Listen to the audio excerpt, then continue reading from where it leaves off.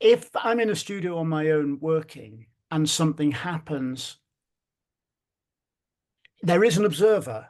I've observed it. I have observed it in myself. But the act of performance is incomplete because performance, I think, almost by definition, requires a connection to an audience. If it's just me observing myself, it is closer to the use of drama in terms of therapy and so on, which is also really useful and powerful.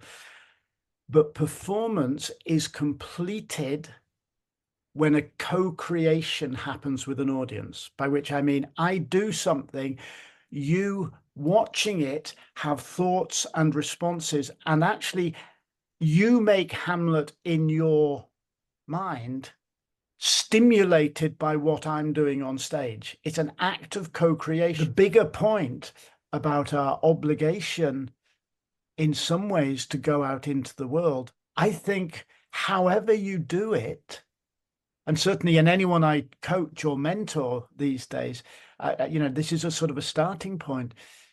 However you choose to do it, for your own sake and for the sake of the world, share what you have with the people who you think need it. If that's just caring, for your elderly mother or your family, absolutely brilliant. If it's you've got a really interesting hobby and there's other people around the world who share that hobby and you chat online, brilliant. It doesn't matter what it is, but we play a role in life. Let that playing be performed publicly.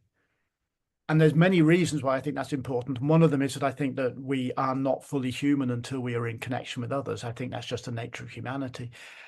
And secondly, because we are taught shame.